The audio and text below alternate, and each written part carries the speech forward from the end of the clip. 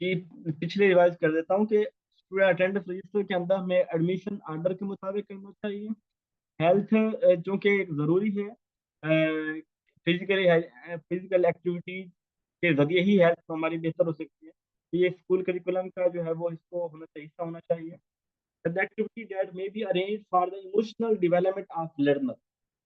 Emotional learner की emotional development यानी learner वो सीखने वाला, और इमोशनल डेवलपमेंट जिसको अपनी फीलिंग्स इमोशन के ऊपर कंट्रोल हो और कब क्या कैसे बोलना है क्या करना है, तो उस वक्त हमें जो है वो अ, उसको देखना चाहिए। इसके अंदर है सेलिब्रेशन ऑफ नेशनल डे। क्या नेशनल डे सेलिब्रेट करने से हमारी इमोशनल डेवलपमेंट हो जाएगी लर्नर की? स्पेशल सर्विस, कोई स्पेशल कोर्स करवाया जाए, कोई स्पेशल ट्रेनिंग दी जाए, स्पेशली बताया जाए। यूथ पार्लियामेंट, क्या यूथ की पार्लियामेंट या स्टूडेंट काउंसिल काउंसिल बनाई जाए जिससे उनकी इमोशनल डेवलपमेंट लर्नर की इमोशनल डेवलपमेंट हो। अच्छा, द एक्टिविटी डेट में भी अरेंज फॉर द, तो इमोशनल डेवलपमेंट के लिए जो हम कर रहे होंगे ना, इमोशनल डेवलपमेंट डेवलप करने के लिए एक लर्नर के अंदर, उस सूरत के अंदर हमें कुछ स्पेशल करवाना चाहिए उनको, स्पेशल स्पेशल कोर्स हो, स्पेशल ट्रेनिंग हो, स्पेशल लेक्चर हो। तो ये चीजें इमोशनल डेवलपमेंट, इमोशनल अंडरस्टैंडिंग, ये चीजें हमारे करिकुलम में कहीं शामिल नहीं है, लेकिन हमें करवानी चाहिए। तो हमें इसको जो है साइड वे से करवानी चाहिए, जिसे हम कह सकते हैं कि हम इसको स्पेशल सर्विस के जरिए स्पेशल जो हम करवाए जाए। नल करिकुलम ये होता है हमारे यहाँ कि वो चीजें जो किसी भी सिलेबस के अंदर शामिल होती हैं, ठीक है। यानी मैं कोई कोर्स पढ़ा रहा हूँ, उसके अंदर कुछ चीजें शामिल हैं, लेकिन मैं उनको छुड़वा देता हूँ, उनको नहीं पढ़ाता, उनको इग्नोर करता हूँ, लेट इट गो कर देता हूँ। अ, हो सकता है उसके पीछे वजह ये हो कि इम्पोर्टेंट ना हो सकता है मुझे ना आता हो, स्टूडेंट को समझ ना आए, हो सकता है वहां कोई कंफ्लिक्ट अराइज होने का मूजब बन जाए, अनइम्पोर्टेंट हो, ऐसी चीजों के अंदर हम उसको नहीं पढ़ाते, उसको इग्नोर कर दिया जाता है, उसे हम नल करिकुलम बोलते हैं। The instructional material more desirable for EC class is. EC जो क्लास होती है छोटे बच्चों की, उसके अंदर जो इंस्ट्रक्शन मटेरियल किस तरह का होना चाहिए, यानी उन्हें किताबें पढ़ानी चाहिए, उनको मैथ सिखाना चाहिए, उनको राइटिंग या ऑडियो वीडियो एड, हम उन्हें ऑडियो और वीडियो इस तरह की चीजें दिखाएं, ये ईसी के बच्चे ज्यादा पिकअप करेंगे बजाय किताब के डिफरेंट मैथ्स के या राइटिंग वगैरह के। Modern approach of learning suggest that school should promote. Modern approach, आज की जदीद दुनिया क्या कहती है कि स्कूल को चाहिए कि वो प्रमोट करे, कन्फ्लिक्ट लड़ाइयों को करे, कंपटीशन आपस में स्टूडेंट के कंपटीशन का, इंटरेक्शन का या कॉपरेशन का। क्योंकि कॉपरेशन जो है ये हमारी 21वीं सदी जो है उसकी स्किल्स के अंदर शामिल है कॉपरेशन। तो ये कॉपरेशन जो है आज के मॉडर्न अप्रोच है कि बच्चों को कॉपरेशन जो है वो सिखाई जाए, उनके अंदर प्रमोट की जाए। Which is the best time to tell student about the rules and consequences for better classroom management? Classroom की अच्छी मैनेजमेंट के लिए हमें स्टूडेंट्स को क्या चाहिए कि किस तरह, बस पहले दिन ही हम उनको बताएं on the very first day के रूल्स क्या होंगे। With the passage of time, time गुजरने के साथ, एज एंड व्हेन रिक्वायर्ड, जब हम जरूरत महसूस करें कि इनको रूल्स बताने चाहिए तब बताएं। During the break, recess, recess के टाइम उनको कानून बताएं। तो हमें जो है वो जब जरूरत महसूस हो कि स्टूडेंट्स को अब रूल्स को रिवाइज कर देना चाहिए, इन्हें दोबारा तनबीह करनी चाहिए, बताना चाहिए, तो उस वक्त हमें एज एंड वेर करते रहना चाहिए, और जब कभी हमें जरूरत हो तब करना चाहिए। Which one of the following is the most appropriate style for classroom management? बड़ा जबरदस्त स्टाइल है क्लासरूम मैनेजमेंट का, and most closely correspond to the appropriate student behaviour, और स्टूडेंट्स के बिहेवियर के भी बड़ा ठीक है। तो ऑटोक्रेटिक, ऑटोक्रेटिक होता है वन मैन एजेंडा, एक बंदे की होती है। अथॉरिटेटिव स्टाइल, जहाँ पे अथॉरिटेटिव उनकी थोड़ी सी सुनी जाती है लेकिन मनवाई अपनी जाती है। लेजिस्फेयर, न छेड़ो और न छेड़ने दो। हेयर स्टाइल, क्लासरूम को मैंने वैसे हेयर स्टाइल से भी हुआ जा सकता है, ये आप खुद समझ आइए कि हेयर स्टाइल से कैसे हुआ जा सकता है। को एजुकेशन के अंदर अगर मेल जो है वो हर वक्त यूं करी जा रहा है और अगर फीमेल पढ़ा रही है तो वो उसने अपनी जो है वो यहाँ से क्या बोलते हैं, तो वो फेंके हुए हैं, तो वो जो है ना वो क्लास तो जाहिर बात है मुतासर होगी। तो ये जो है ना ये चीजें, हेयर स्टाइल ये भी कर सकता है क्लास को बेहतरीन है। खैर, अथॉरिटेटिव स्टाइल जो है वो बेहतर है दिए गए ऑप्शन में से ना। अथॉरिटेटिव हम उनकी सुनते हैं पर मनवाते अपनी है।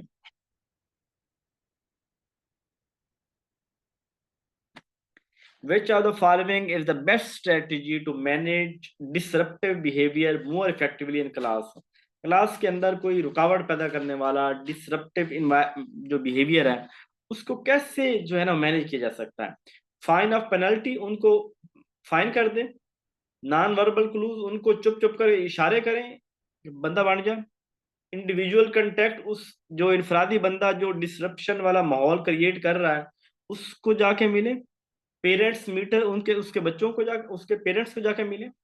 तो जब क्लासरूम के अंदर कोई बच्चा डिसरप्टिव इन्वायरमेंट बिहेवियर वहां पे शो कर रहा है, क्लासरूम के इन्वायरमेंट को मुतासर कर रहा है, ऐसी सूरत में हमें चाहिए कि हम उस शख्स के इंडिविजुअल कंटेक्ट करें। ठीक है, मतलब ये है कि पूरी क्लास तो हम या तो हम बेटा प्लीज आप जो है वो शोर कर रहे हैं, आपको कोई मसला है, या मतलब उस इंडिविजुअल को कंटेक्ट करें जो मसला क्रिएट कर रहा है।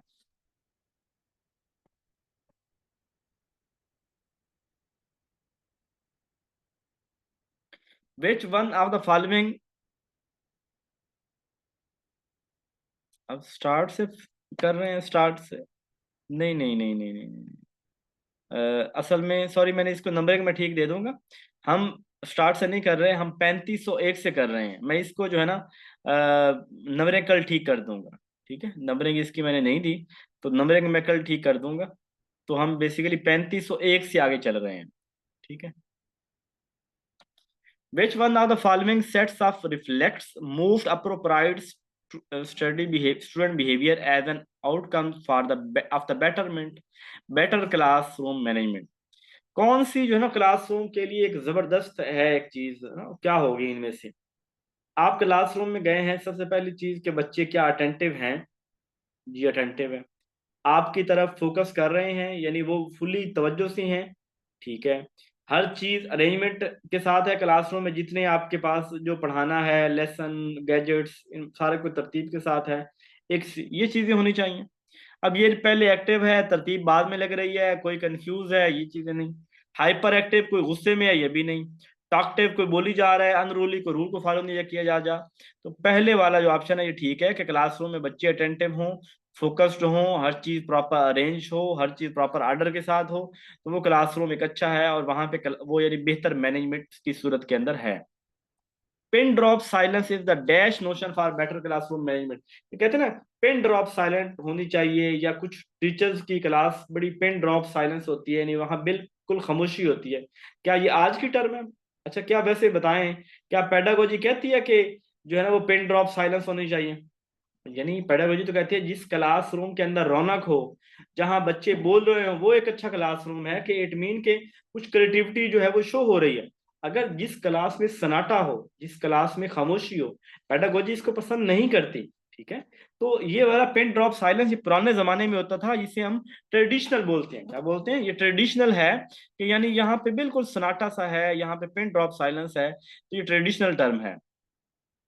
और जबकि हमारे जो मॉडर्न है वो कहते हैं आज की कि वहां पे बच्चे की इक्वल पार्टिसिपेशन हो, उस्ताद कम एक्टिव हो, उस्ताद सिर्फ फैसिलिटेटर कोलैबोरेटर हो, जबकि सारा कुछ क्लास में आल एंड आल जो है वो टीचर्स होने चाहिए और स्टूडेंट्स होने चाहिए, और उनका शोर होना चाहिए, और उनको पूरा पूरा बोलने का मौका दिया जाना चाहिए। उस्ताद सिर्फ उनकी सुने और उनको डायरेक्शन दे दे।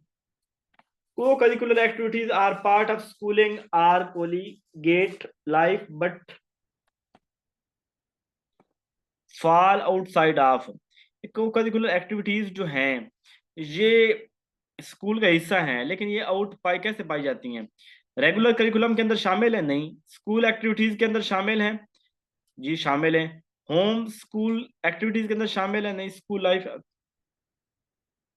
स्कूल के अंदर शामिल हैं, और लेकिन ये स्कूल की collegiate life but fall outside of, लेकिन स्कूल की एक्टिविटीज के अंदर या इसको रेगुलर करिकुलम बोल लें, या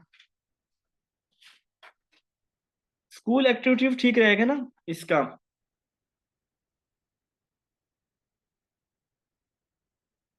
नहीं, इसका जो है ना वो बनेगा रेगुलर करिकुलम, जो हमारा डेली बेसिस पे हम पढ़ा रहे हैं।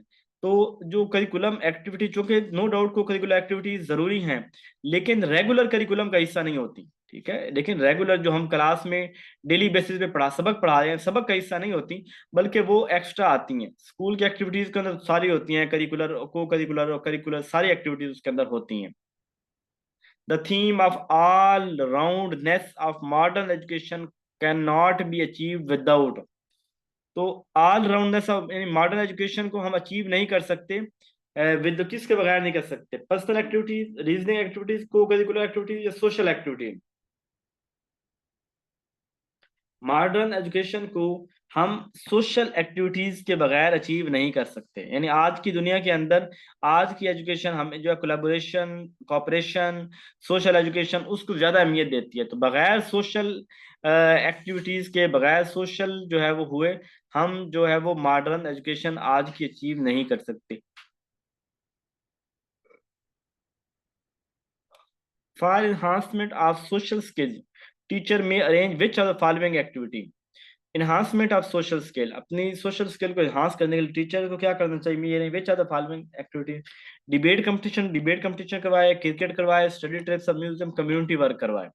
बच्चों के अंदर अगर सोशल स्किल पैदा करनी है तो फिर आपको क्या करना होगा? डिबेट करवाना। कंपटीशन की बात तो एजुकेशन के लिए ठीक नहीं है। क्रिकेट मैच करवाना, ट्रिप्स म्यूजियम पे लेके जाना, इसके बजाय कम्युनिटी वर्क करवाएं, उनसे इलाके के कुछ काम करवाएं, वो मिलजुल के काम करें। इस तरह उनके अंदर जो है वो सोशल स्किल को बिल्ड किया जा सकता है। Aesthetic development of the learner to better advance achieved in, जो एस्थेटिक डेवलपमेंट है वो कैसे अचीव होती है? थिएटर के जरिए, हेयर आफ्टर, प्ले ग्राउंड या होम। एस्थेटिक है ब्यूटी। अब सेंस ऑफ ब्यूटी जो है ये कहाँ पे नुमाया होती है? जरा इसको थोड़ा समझिए जी। थिएटर के अंदर, ठीक है। जो एस्थेटिक है ना, ये बेसिकली एक ब्यूटी से है, खूबसूरती के साथ है। तो एस्थेटिक सेंस को हम थिएटर के साथ जोड़ते होते हैं। खैर, थिएटर थिएटर का कंसेप्ट जो है ना वो हमारा तो कुछ और ही है। तो उसके अंदर तो खूबसूरती वैसे होती है। The hidden motive behind co curricular activities is to develop. Co curricular activities जो है वो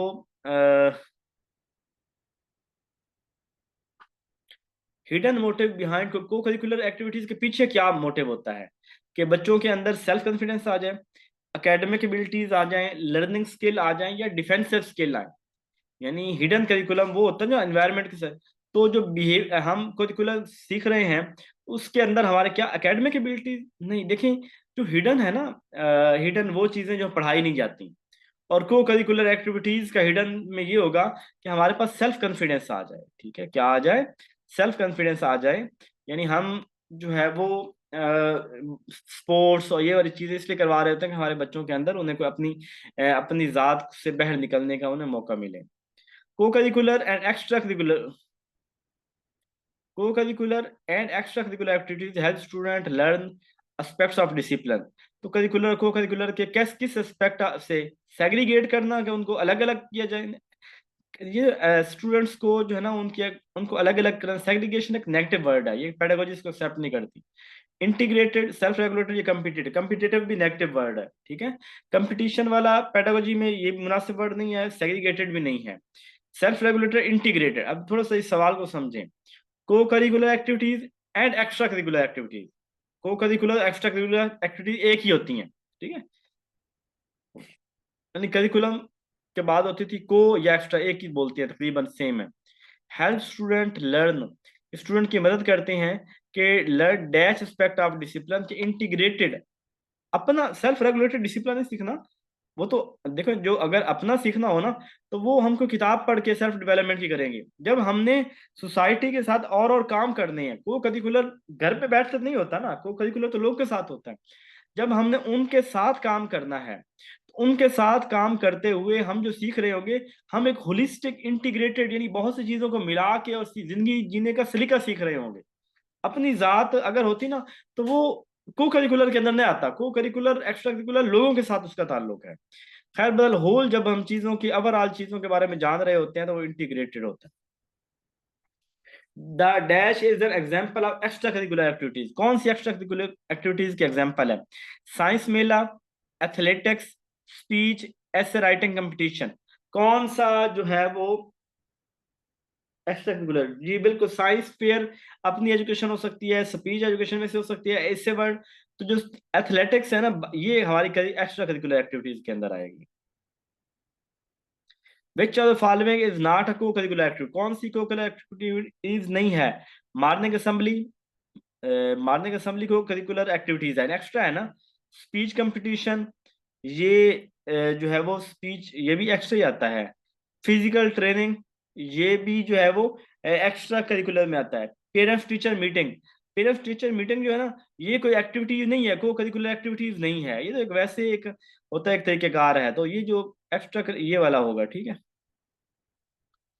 विच of the following is the को करिकुलर एक्टिविटीज इन स्कूल? कौन सी को करिकुलर एक्टिविटीज है? क्लासरूम टेस्ट को करिकुलम एक्टिविटीज है, होमवर्क करिकुलम एक्टिविटीज है, मॉर्निंग असेंबली को करिकुलम है। तो मॉर्निंग असेंबली जो है ये को करिकुलर एक्टिविटीज हैं। एग्जाम्पल ऑन एकेडमिक को करिकुलर एक्टिविटीज, एकेडमिक को कौन सी होगी? Poem competition, recess, scouting, camping. तो जो एकेडमिक होगी ना वो पोएम होगा, पोएम अपनी नज़म, किसी का हम कंपटीशन कर रहे हैं तो वो चूंकि नज़म का तो एकेडमिक के साथ एकेडमिक कंपटीशन हो सकता है, तो ये एग्जाम्पल ऑफ एन एकेडमिक को, ठीक है, एकेडमिक को करिकुलर एक्टिविटीज है। The role of training and experiencing of shaping and modeling of behavior is emphasized. Behaviour को शेप करना और मॉडल करना एक कॉग्निटिव अप्रोच होगी, ठीक है, सॉरी बिहेवियरिस्ट अप्रोच होगी, ठीक है। बिहेवियर के अंदर हम बिहेवियर को मैनेज करते हैं, मॉडल करते हैं, तो ये बिहेवियर की बात बिहेवियरिस्ट अप्रोच जो है वो उसके अंदर होगी। Belonging, affection and status are best classified as.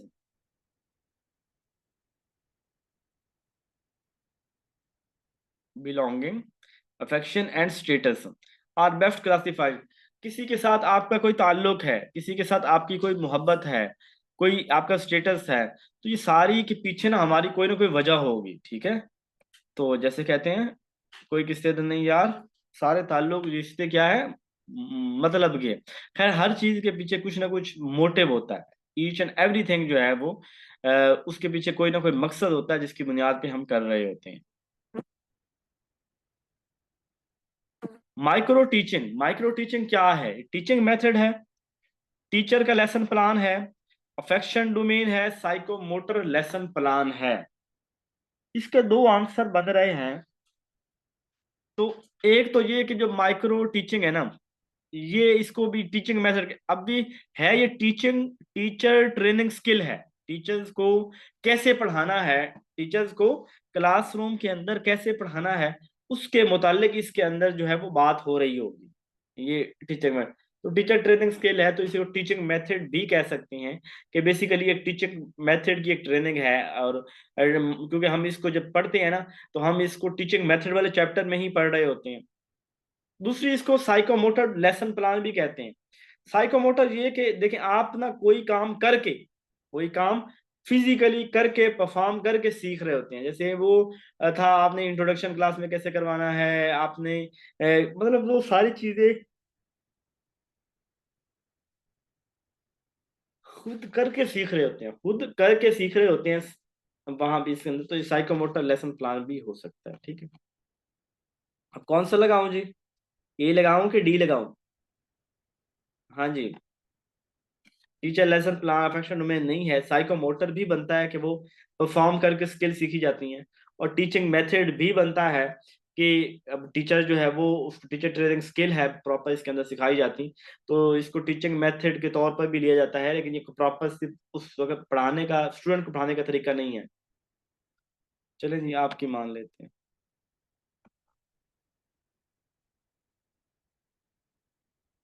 जो है ना मोटिव वाला, वांट्स होती हैं एक्स्ट्रा हमारी ख्वाहिशात, ड्राइव वो होती हैं जब मोटिव उसके पीछे हो, तो ड्राइव उसकी तरफ हमें लेके जाता है, ठीक है।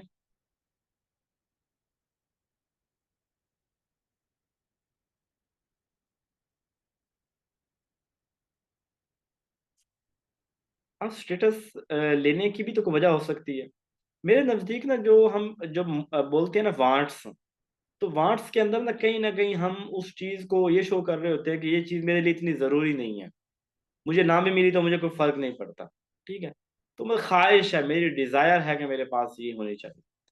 अब चूंकि यहाँ पे ना मुझे कुछ नज़र नहीं आ रहा है ऐसा कि स्टेटस के हवाले से इस तरह बात की गई हो कि समवन जो है वो डिज़ायर कि मुझे स्टेटस मिले, तो ये क्या इस तरह कुछ बात नहीं मिले। वैसे हर काम के पीछे कोई ना मोटिव होता है, तो हम कॉमनली इन सवालों के अंदर ना हम मोटिव को ही प्रेफर कर रहे होते हैं।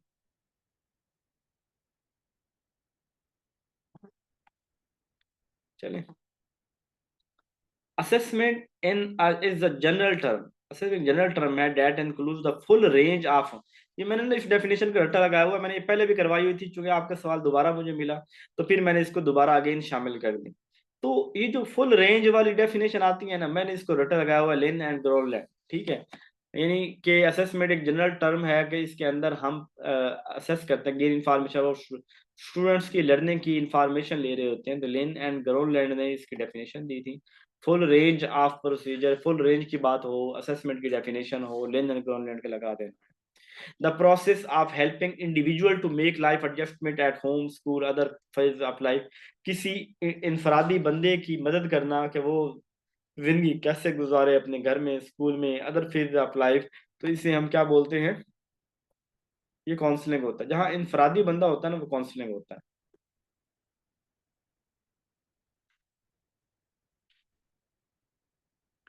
जी मैं हाजिर हूँ सर उमेर साहब। अभी जैसे ही क्लास जो है ना वो एंड होती है ना, तो मैं दोबारा ग्रुप के अंदर सारी क्लास की रिकॉर्डिंग अगेन शेयर कर दूंगा। और अगर हुक्म करे तो मैं सारे 3500 एमसीक्यू जो मैं करवा चुका हूँ वो भी शेयर कर दूंगा। ये सारा कुछ आपके लिए ही है, मैंने कौन सा कहीं लेके जाना है, तो सब कुछ आपका ही है जी। बस डट के तैयारी करें, मुझे सिर्फ खुशखबरी सुनाएं बाद में कि जी हम सिलेक्ट हो गए बस। PC1 डील्स विद, अच्छा PC1 जो है ना वो किससे डील करता है? पाकिस्तान के अंदर ना जब भी कोई हमारा कोई कंट्रैक्ट होता है, मतलब कंपनी के गवर्नमेंट कहती है ना, फॉर एग्जाम्पल हमने उसे कहा कि हमें ना यहाँ से मोटरवे चाहिए, तो फौरी तौर पे वो एक PSD डिपार्टमेंट होता है, पाकिस्तान डेवलपमेंट सेक्टर एक ना, पाकिस्तान, इस तरह कोई डिपार्टमेंट PSDC इस तरह करके बोलते हैं इसको। तो वो डिपार्टमेंट को ऑर्डर होता है कि इसका PC1 बना के लेके आए, यानी इसका तखमीना लगा के आए, फिजिबिलिटी रिपोर्ट बना के लेके आए, ये क्या यहाँ पे बन सकती है और कितना हमारा एस्टिमेटेड कास्ट क्या होगी इसकी। यानी बिडिंग से पहले वाला जो मरहला होता है ना किसी चीज का, फिजिबिलिटी करना और किस जगह लोकेशन उसकी फाइनल करना, तो ये चीजें जो है ना ये वन में आती हैं, PC1 बोलते हैं। तो इसको मतलब अप्रूवल ऑफ पे स्केल नहीं है, ये तो बाद में पे स्केल को अप्रूव करना तो बाद की बात है। स्कूल बिल्डिंग रेनोवेशन, ये प्रपोजिंग न्यू प्रोजेक्ट्स आ जाएगा। ठीक है।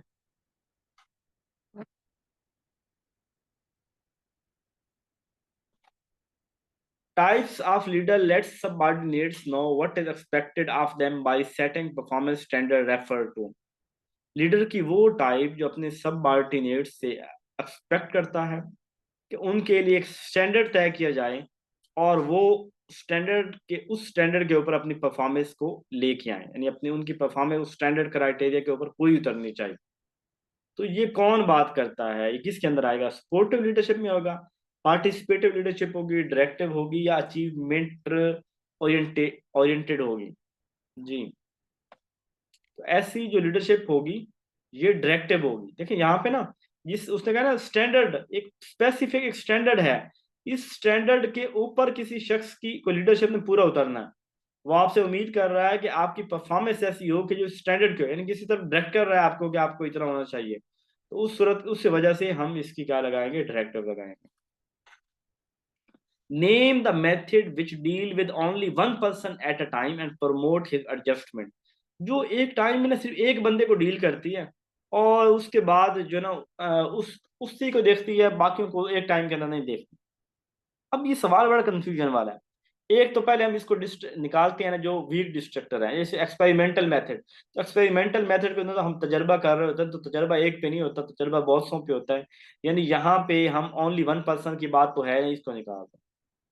अब आ गया तीन, केस स्टडी क्वेश्चनियर। अब केस स्टडी के अंदर भी ये होता है कि हम क्या करते हैं कि किसी चीज के ऊपर गहराई से देख रहे होते हैं। अच्छा, केस स्टडी ना सम टाइम किसी ग्रुप की सूरत के अंदर भी हो सकती है, यानी अब यहाँ था ना one person at a time. हो सकता है केस स्टडी के अंदर एक फैमिली इन्वॉल्व हो, यानी फैमिली की हम जो है वो उनका एक जो रिलेशन है, मैरिज रिलेशन है, वो उसके अंदर कहीं रुकावट है, वो हम, तो ये तो ग्रुप की सूरत में भी हो सकती है ना केस स्टडी। ठीक है, एक एक कलेक्टिवली एक ग्रुप का मसला वो भी हो सकता है, तो ये भी ना हुई वन पर्सन वाली बात तो इसमें भी नहीं है। क्वेश्चनियर, आप सवालों के, अब क्वेश्चनियर में भी एक मसला है यार, कि हम जब क्वेश्चनियर है ना, बहुत से लोगों को एक ही क्वेश्चनियर दे रहे हैं। ठीक है, तो अब उसके अंदर सभी के एडजस्टमेंट एक ही, सभी के लिए एक कुछ ही होगा, किसी एक बंदे के लिए नहीं होगा। तो एक्सपेरिमेंट क्लिनिकल मेथड जो है ना ज्यादा सूटेबल रहेगा। क्लिनिकल मेथड जो है ना, इसके अंदर जो हमारे पास कोई बीमार या कोई जिसको कोई इशू है, उसी की एडजस्टमेंट के लिए उसको कोशिश की जा रही होती है। तो ये यहाँ पे दिए गए ऑप्शन में ना, जहाँ at single one person at a time promote, एक बंदे को एक टाइम के अंदर डील करना, ये कहीं क्लिनिकल मेथड के अंदर होगा। ठीक है,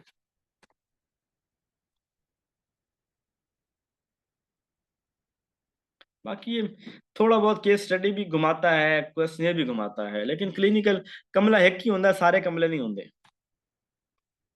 elementary school cover the class as, elementary school जो है ना, ये जितने भी हैं ये पहली से आठवीं तक होते हैं। ठीक है, छठी सातवीं आठवीं, अगर ये मतलब एलिमेंट्री स्कूल कवर द, अगर वो पूछे ना कि एलिमेंट्री, मतलब ये सवाल ना कुछ इस तरह की स्टेटमेंट हो सकती है कि एलिमेंट्री पोर्शन कौन सा है, तो फिर हम कहेंगे छठी सातवीं आठवीं वाला।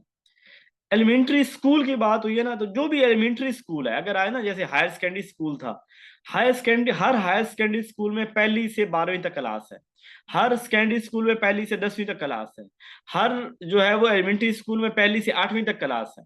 लेकिन अगर कुछ इस तरह से वो बात करता है कि एलिमेंट्री पोर्शन कौन सी क्लासेस होंगी, सेकेंडरी क्लासेस कौन सी होंगी, हायर सेकेंडरी क्लासेस कौन सी होंगी, उस सूरत में ग्यारहवीं बारहवीं कहेंगे, नौवीं दसवीं कहेंगे, एलिमेंट्री कहेंगे। ठीक है, तो इसको कुछ इस तरह हमने करके परसू करना है।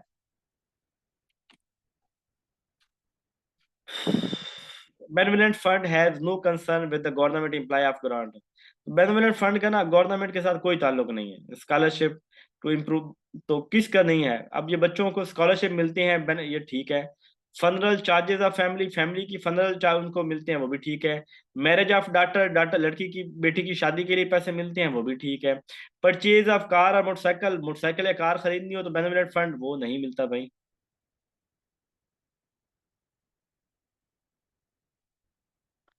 Continuous effort design to improve employees competencies, जो कंटिन्यूस एफर्ट हैं एम्प्लॉयज की एफिशिएंसी को इम्प्रूव एम्प्लॉयज कम्पिटेंसी, तो वो क्या होगा, जो कंटिन्यू एफर्ट हो, हम जो कुछ सीख रहे होती है ना, जो बड़े हो रहे होते हैं, इसको डेवलपमेंट के अंदर आते हैं। ठीक है, हमारी कंटिन्यू, यानी हमारी डेवलपमेंट हो रही है, और इस डेवलपमेंट जो है ना, ये चलती रह, सारी जिंदगी चलती रहती है। ठीक है, continue effort design to improve employees competency है, जो कंटिन्यू, तो हमारी जो कंटिन्यूस डेवलपमेंट है ना, वो हमारी जो है वो इम्प्रूवमेंट को बेहतर करती है कि हम जैसे इम्प्रूव हो रहे हैं।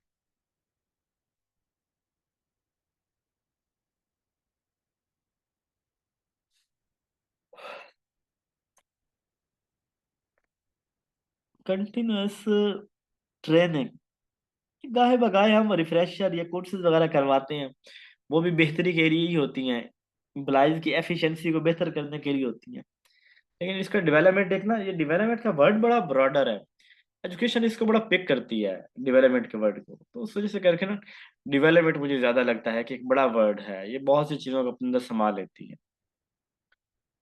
Which one of the level of Bloom taxonomy require recall, recall करना ये नॉलेज के अंदर होता है, दोहराना। ठीक है, रिकॉल करना, दोहराना, तो ये नॉलेज के अंदर किसी चीज पढ़ा, दोहरा दिया, ये नहीं, पहले लेवल के ऊपर ही हम हैं। Sensory disability are studied in, sensory disability, senses ना कहीं सेंसेस के साथ ताल्लुक है। ठीक है, यानी इंसान के फिजिकल के साथ ज्यादा इसका ताल्लुक है। सेंसरी डिसेबिलिटी का ताल्लुक किसके साथ है? इंसान की फिजिकल यानी जिसके सेंस के साथ ज्यादा ताल्लुक है। ऑब्जर्वेशन मेथड ये ज्यादा ना साइको फिजिकल मेथड आ जाएगा। फिजिकल ये लफ्ज फिजिकल है ना, तो कहीं ना कहीं जो हमारे पास ये होती है ना सेंसरी, इसका सेंसेस हमारे जो है वो फिजिकल के अंदर ज्यादा आते हैं, तो ये वाला ज्यादा सूटेबल रहेगा। In which of the following work the theory of social contract was first present. अब यहाँ से आगे कुछ सवाल हैं 16 के करीब। ये सवाल सोशियोलॉजी के हैं और मेरा नहीं ख्याल कि एजुकेशन के लिए इंपॉर्टेंट है, क्योंकि आपने शेयर किए तो मैंने इन सवालों को हूबहू उसको टाइप कर लिया। लेकिन ये सवाल ठीक है, जहाँ मेरे लिए तो कुछ मसला होगा ही सही, लेकिन ये सोशियोलॉजी के सवाल हैं और इनको बहुत कम हम वेटेज दे सकते हैं अपने एग्जाम पॉइंट ऑफ व्यू से। तो मैंने कभी इस तरह के सवाल नहीं देखे किताबों में, तो फिर जो मर्जी लिख दो उनको पढ़ने के लिए आप। In which are the following work the theory of social contract. सबसे पहले जो सोशल कंट्रैक्ट थ्योरी दी थी ना, लेविथन ने दी थी। ठीक है, इंसान सोसाइटी के अंदर रहता है, सोसाइटी के साथ ही उसने चलना होता है। तो ये जो सोशल कंट्रैक्ट थ्योरी थी ये किसने दी थी? लेविथन ने दी थी, 1651 में दी थी। और social contract where Hobbes outline the views on. Class के 2.5 मिनट रह गए हैं, तो आज इतनी क्लास करेंगे, मुझे नींद भी आ रही है।